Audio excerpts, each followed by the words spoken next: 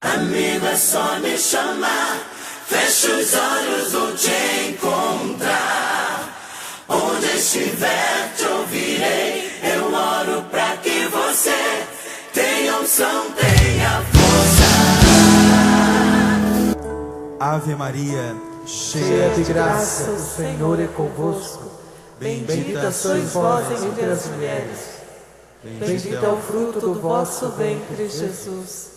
Santa Maria, Mãe de Deus, rogai por nós, os pecadores, agora e na hora de nossa morte. a cruz sagrada seja a minha luz, não seja o dragão meu guia. Retira-te, Satanás, nunca me aconselhes coisas vãs. É mal que tu me ofereces, bebe tu mesmo do teu veneno. Repete comigo: eis a cruz de Cristo. Eis a cruz de Cristo. Fugi forças inimigas. Fugi forças inimigas. Venceu o leão da tribo de Judá. Venceu o leão da tribo de Judá. A raiz de Davi, aleluia. A raiz de Davi, aleluia. Eis a cruz de Cristo. Eis a cruz de Cristo. Fugi forças inimigas. Fugi forças inimigas. Venceu o leão da tribo de Judá. Venceu o leão da tribo de Judá. A raiz de Davi, aleluia. A raiz de Davi, aleluia. E ergue os teus braços e proclama com fé: eis a cruz de Cristo. Eis a cruz de Cristo. Fugi forças inimigas. Fugi forças inimigas. Venceu o leão da tribo de Judá. Venceu o leão da tribo de Judá. A raiz de Davi, aleluia. A raiz de Davi, aleluia. São Miguel Arcanjo, defendei-nos no combate. Sede nosso refúgio contra as maldades e ciladas do demônio. Ordene-lhe Deus, instantemente o pedimos. E vós, príncipe da milícia celeste, pela virtude divina, precipitai no inferno a Satanás e a todos os espíritos malignos que andam pelo mundo para perder as almas. Amém. São Miguel, Gabriel e Rafael arcanjos, rogai por nós. Santa Teresinha do Menino Jesus, rogai por nós. São Padre Pio, rogai por nós. São Bento, rogai por nós. São José, rogai por nós. Nossa Senhora de Guadalupe, rogai por nós. E vamos aplaudir o poder de Deus em nós. Aplaude o poder de Nossa Senhora. Já vai tomando posse das curas e das libertações que o Senhor deseja fazer nesse momento. Vai aplaudindo, aplaude mais forte. Aplaude para que todos possam escutar lá fora.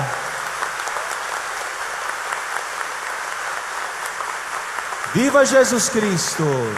Viva! Viva Nossa Senhora! Viva! Viva São José! Viva! Eu vou dizer Jesus, Maria e José, e você vai dizer: nossa família vossa é. Jesus, Maria e José. Nossa família vossa é. Eu vou dizer: Mãe da Divina Providência, e você vai responder: providenciai. Mãe da Divina Providência, providenciai. Jesus, eu confio em vós. Jesus, eu confio em vós. Jesus, Jesus, eu confio em vós. vai se sentando agora. Se senta na unção do Senhor, sob o manto da Virgem Maria. E vai dizendo agora: não percas a unção. Olhe para esse crucifixo que está aqui no presbitério.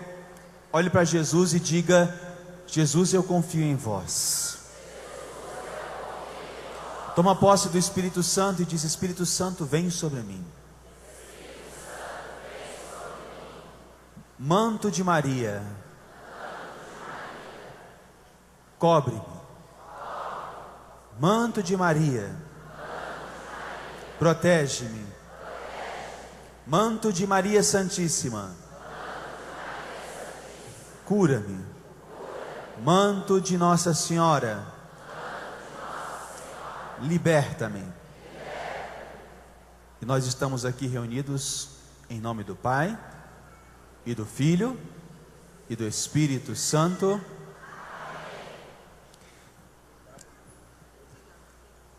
Esses dias eu estava indo pregar em Franca, São Paulo, e fizeram um voo para mim, não vou dizer a empresa, uma passagem aérea, que eu estava sentindo que aquele voo seria intenso, seria um voo que Deus ia colocar alguma prova para mim.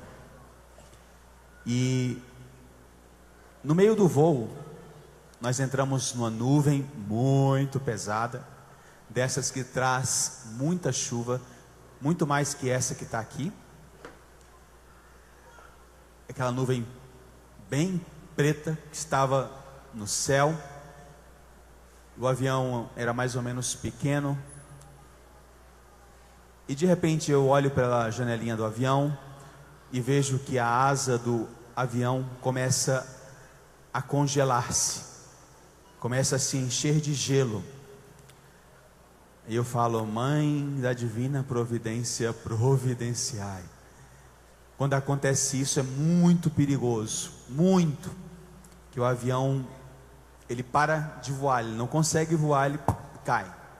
Eu olhava para aquela janela e via, e de repente comecei a sentir, e todos começamos a sentir o avião literalmente cair. Dava aquela sacudida, mas muito pesada. E a aeromoça começou a vomitar. A pessoa que estava do meu lado começou a vomitar. De repente outra pessoa mais na frente a vomitar. Todo mundo começou a vomitar. A aeromoça começou a gritar, começou a chorar. E eu lá rezando. Eu olho para a janela e vejo que a coisa está complicada.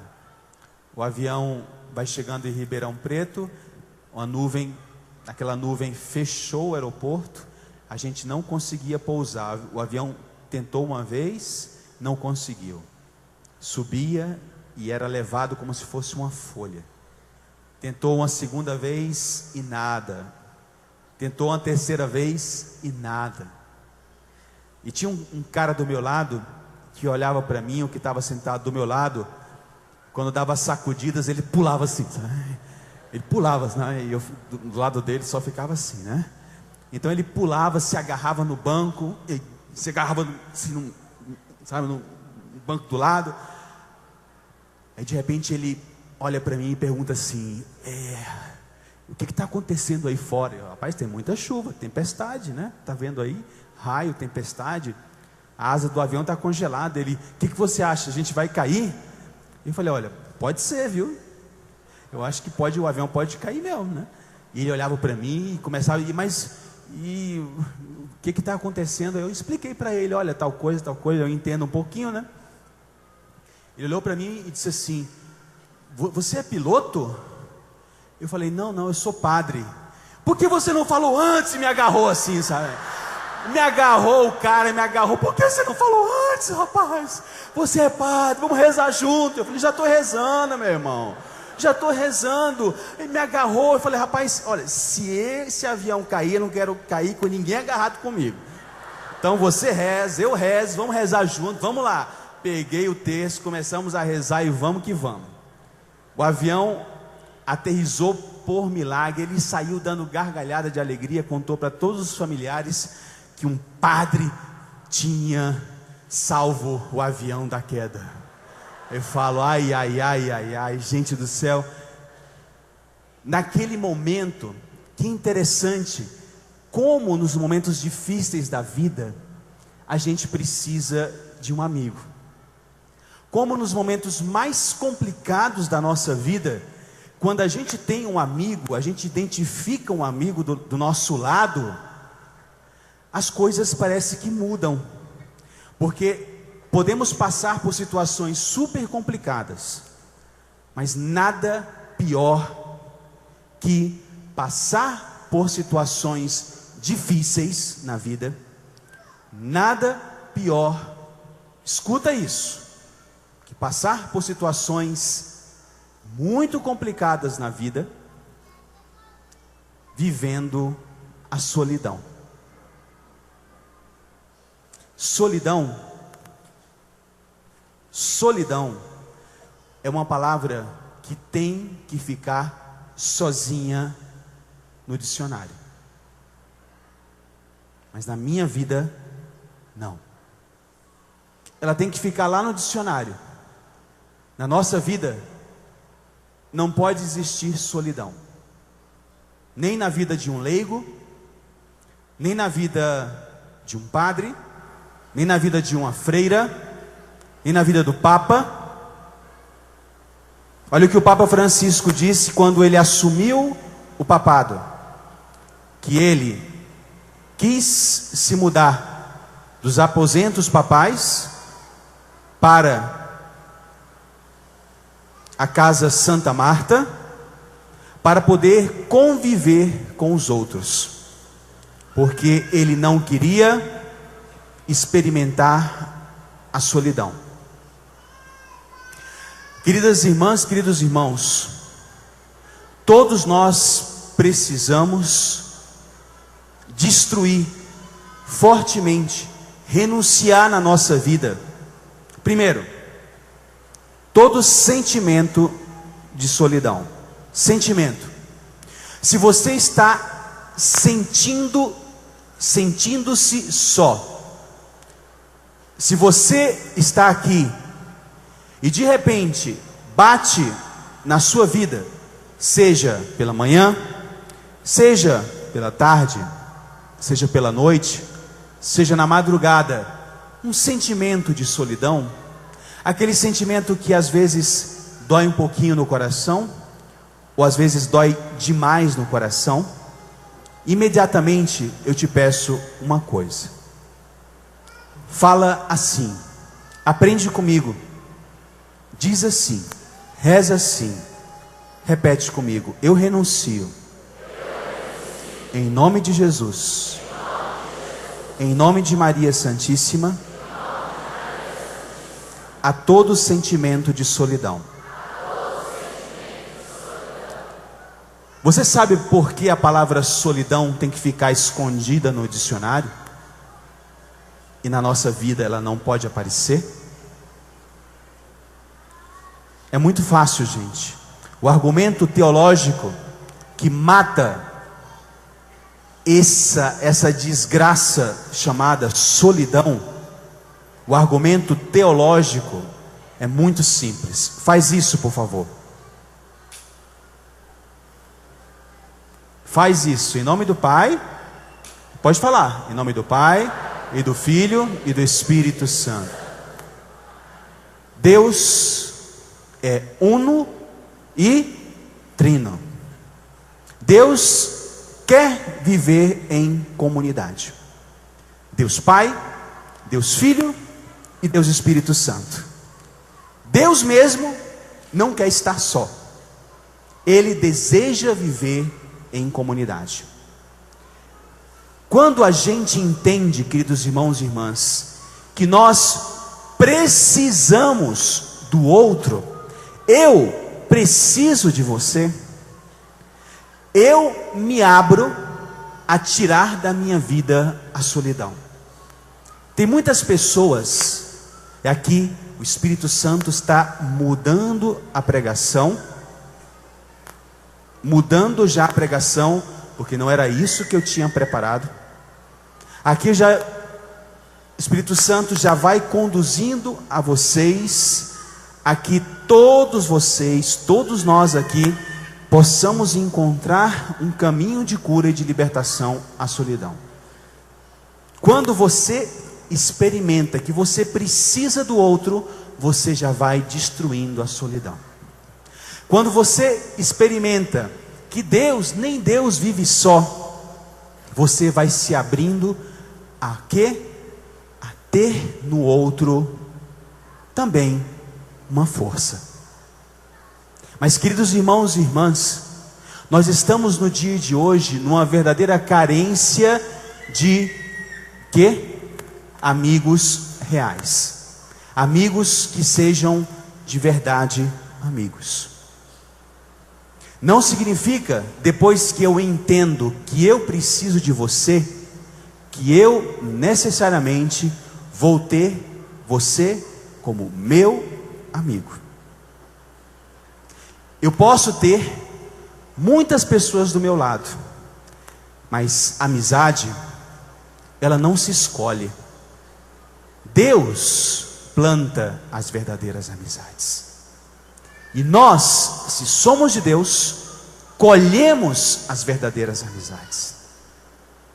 Nós estamos chamados a sermos uma comunidade de irmãos e irmãs. Mas todos nós precisamos ter verdadeiras amizades do nosso lado. O nosso querido Papa Francisco, lá onde ele mora, ele convive com alguns cardeais, tem a todos como irmãos, mas ele conversa, confia os seus problemas, as suas situações, a pessoas muito contadas nos dedos. Dentro da vida matrimonial, a primeira pessoa que devia ser o seu amigo, querida esposa, é o seu esposo.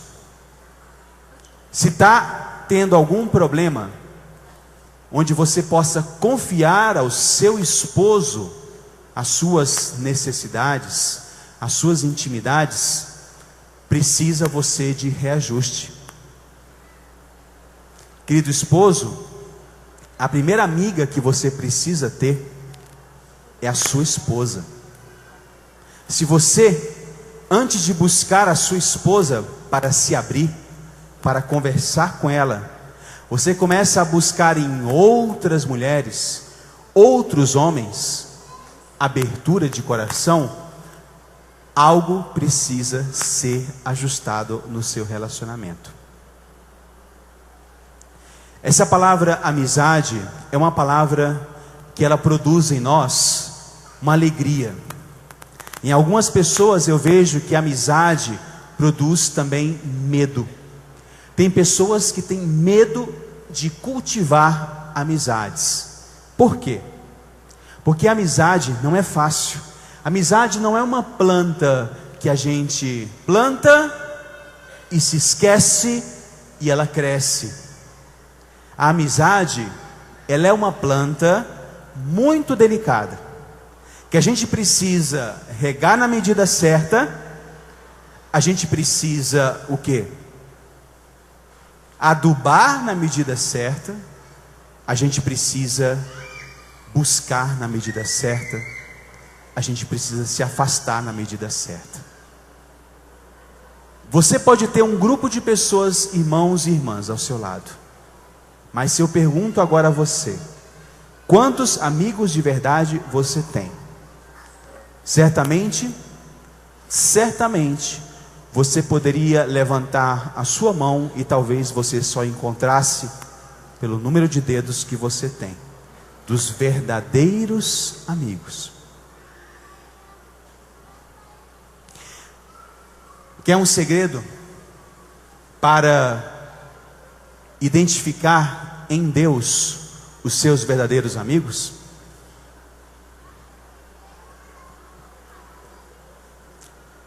É muito mais fácil.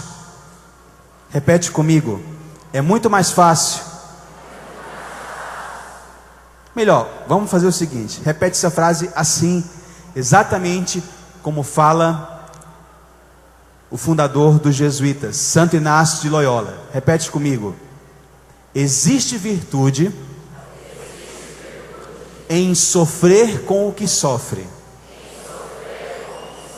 mas existe mais virtude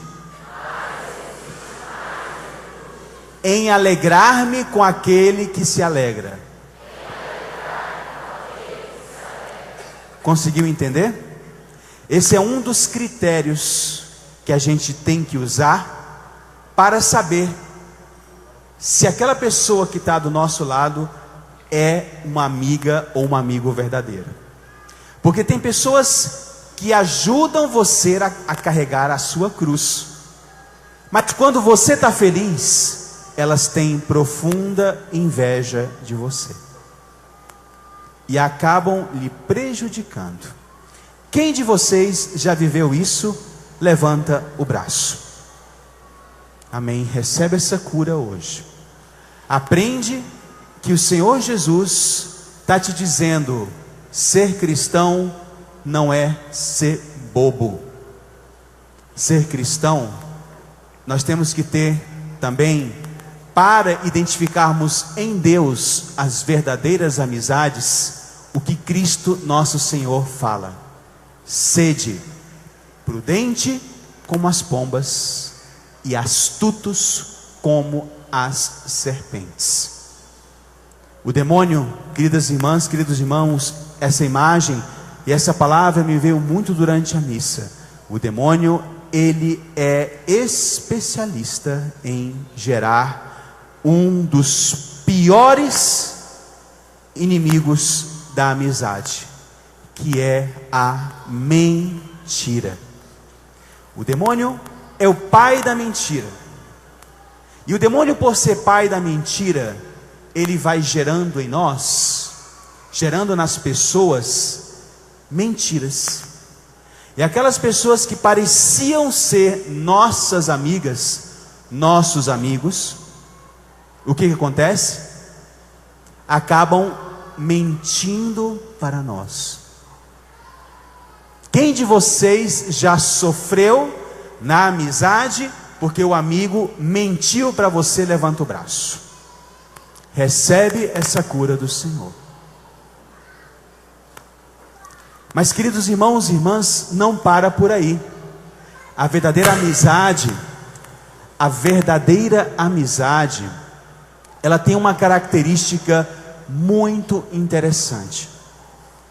A verdadeira amizade, a gente tem que já colocar na nossa cabeça: exige de nós o quê?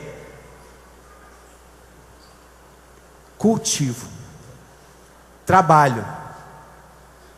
Para ter verdadeiros amigos, nós precisamos dedicar aos amigos o mais importante a nível humano, que se chama, repete comigo, tempo. Quanto tempo você dedica às suas amizades verdadeiras? Você diz que é amigo dessa pessoa? Você diz que é amigo, você se diz amiga dessa pessoa, mas você não dedica tempo para ela? Alguma coisa está errada. Essa relação aí tem alguma coisa estranha.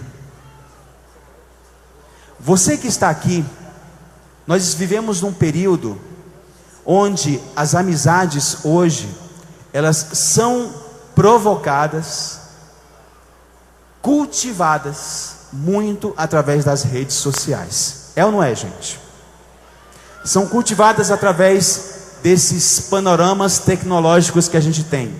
Por exemplo, o Zap Zap. Hoje você pode chegar na rodoviária, você pode chegar no ônibus, você vai no aeroporto, você pode ver o número de pessoas que está com o pescocinho baixo, e assim.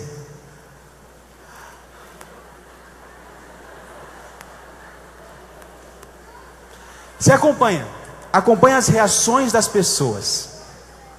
As pessoas ficam fazendo aquelas caretas de alegria, de tristeza, aí de repente estão aqui, param, desligam, ou às vezes saem. Quantas pessoas eu tenho visto cair nessa armadilha de pensar que para cultivar a verdadeira amizade a gente precisa de tempo virtual. Um amigo verdadeiro, gente, uma planta, a gente não coloca água na planta virtualmente.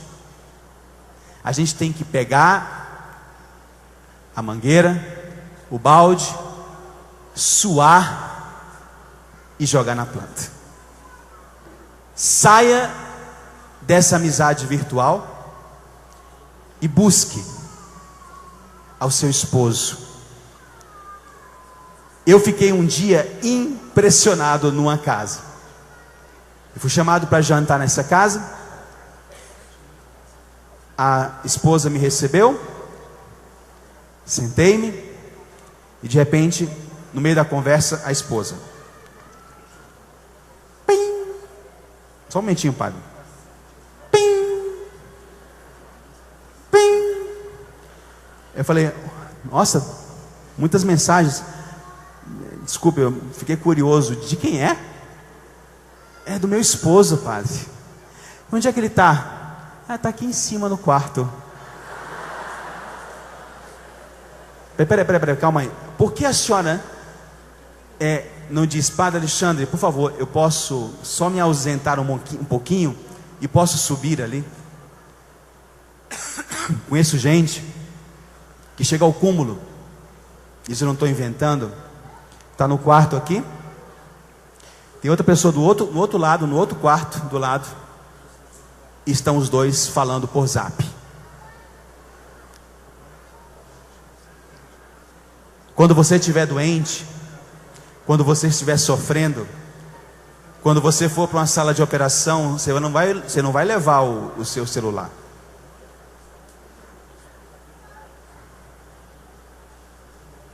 Um verdadeiro amigo também se reconhece por aquele amigo, aquela amiga que vence distâncias. Podem ver Cristo como é conosco. Cristo vence a principal distância que pode existir numa verdadeira amizade, que é qual? Todas as nossas fraquezas.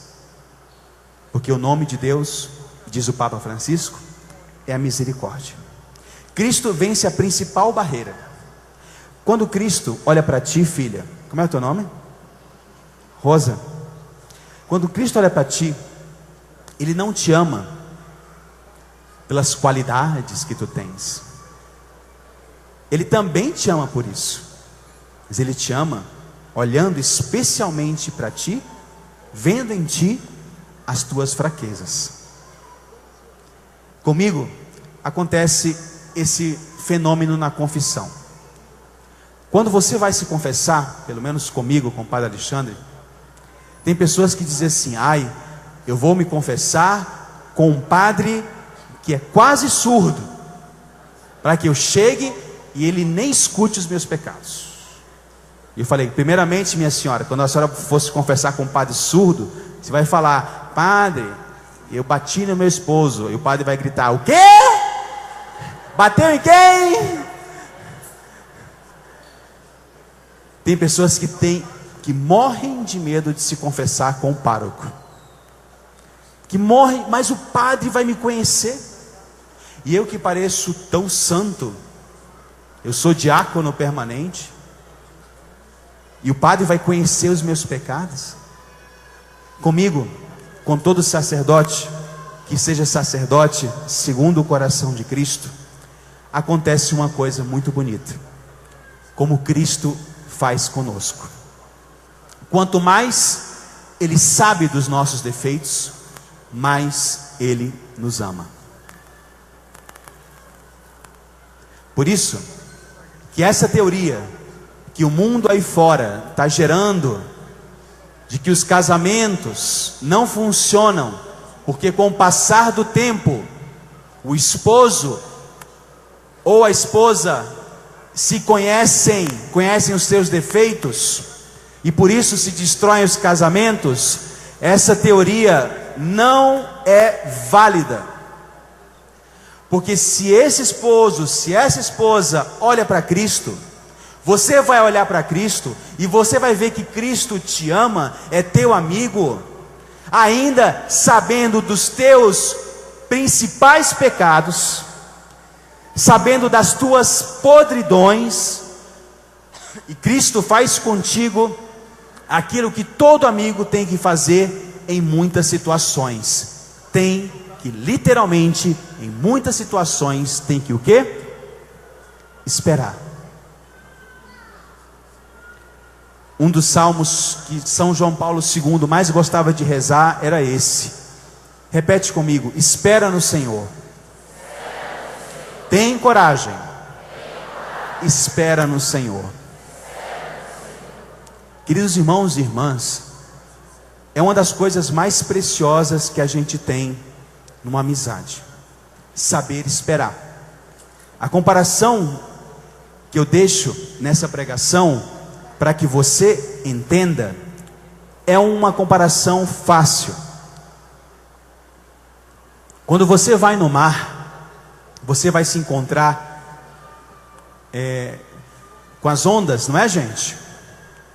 E ainda que o mar esteja tranquilo, sempre tem ondas, não tem? Sim ou não?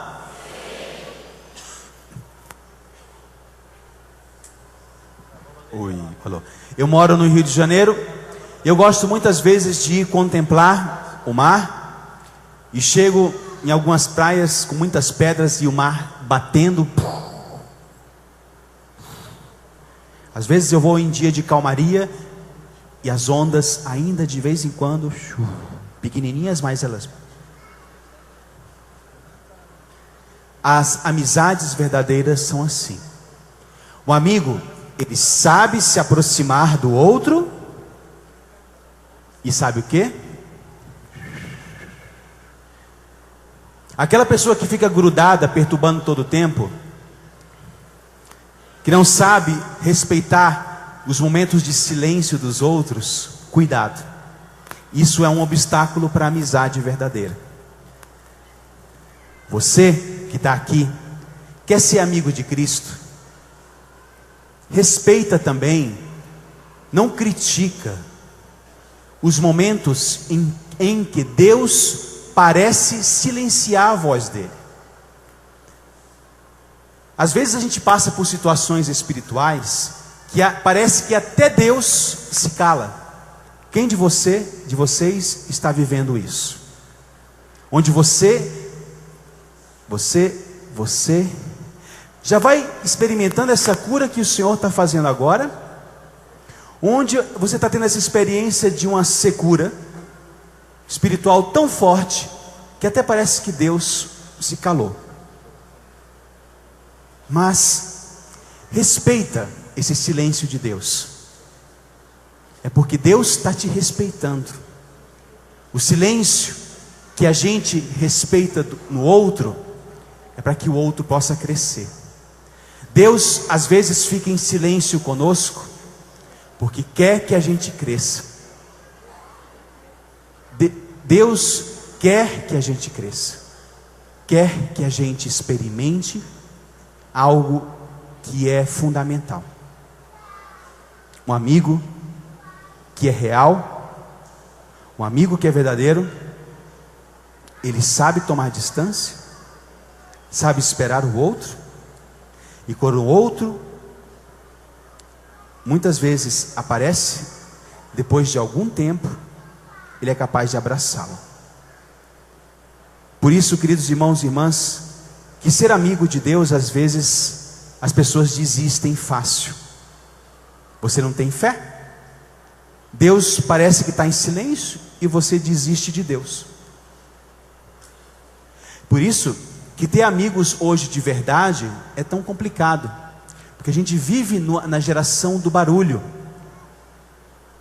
Mas a geração do barulho, ela não se sustenta. Eu queria terminar essa pregação com algo que é super importante a gente entender. A amizade verdadeira, aquela que é mais verdadeira, repito essa frase que eu disse no momento da pregação, a amizade se descobre em Deus, rezando e pedindo que Deus nos mostre os verdadeiros amigos. E se a gente quer chegar ao que Cristo fez por nós, o que Cristo fez por nós, para demonstrar o seu amor, a sua amizade conosco, a gente tem que olhar para Ele, exatamente para a cruz, e entender que Ele fez o que Ele pregou. Jesus falou: ninguém tem maior amor do que aquele que dá a vida pelos seus amigos. O que Jesus fez por nós? Deu a vida por nós. É a maior mostra de amizade que você pode ter pelo outro. Dá a sua vida por ele. Por isso que a igreja canoniza os mártires.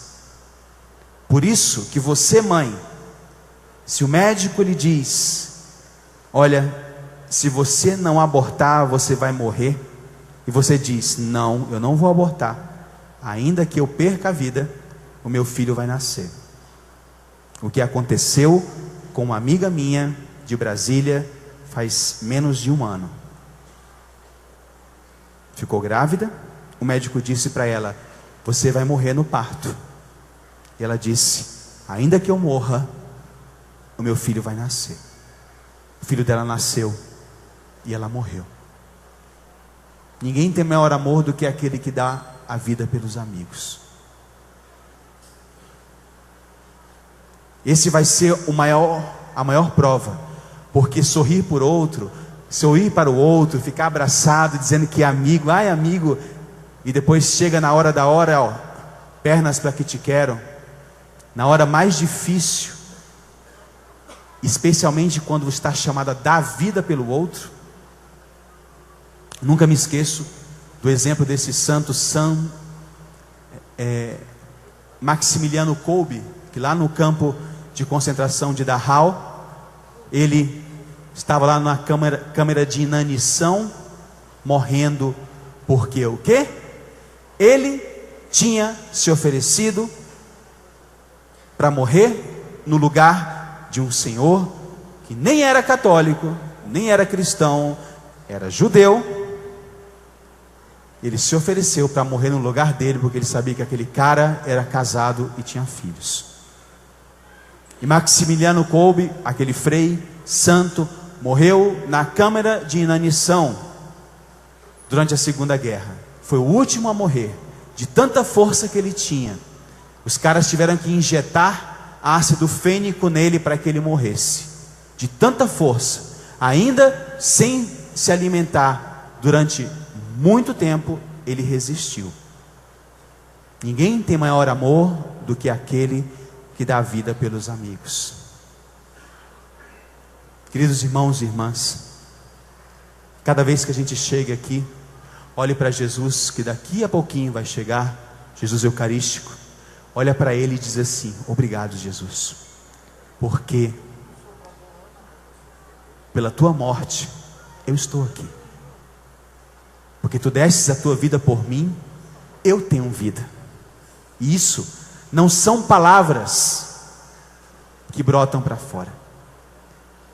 Quero louvar e agradecer a Deus no final dessa pregação, porque um dia, quando eu estava numa tempestade em alto mar, quando eu tinha 18 anos, quase 19, uma tempestade fortíssima, eu caí do meu barco, fiquei preso num cabo de aço, num barco à vela, numa competição, em alto mar, mais de 40 quilômetros da costa, fiquei preso, meus pés presos, eu sendo arrastado no meio daquelas ondas altíssimas, de noite, e de toda a tripulação do barco, éramos 8, de toda a tripulação, veio um cara, o Guilherme, que era amigo verdadeiro do grupo de jovens, deixou tudo, com o barco virado, pegou e foi me buscar. Ele sabia que eu tinha caído do barco, foi me buscar, e graças àquela mão dele que me pegou, hoje eu estou aqui.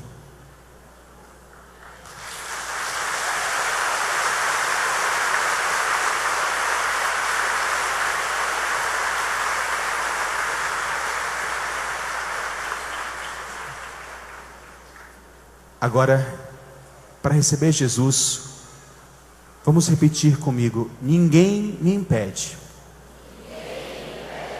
de ter Jesus como amigo. Depende de mim. Depende de mim. Ninguém me impede de ter verdadeiros amigos.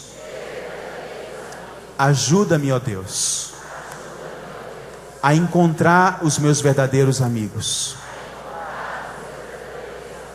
a cultivar os meus verdadeiros amigos. Ajuda-me, ó Deus, a não ter medo de dar a minha vida pelos meus amigos. Amigo, é só me chamar. Fecha os olhos, vou te encontrar. Onde estiver, te ouvirei. Eu oro pra que você tenha unção.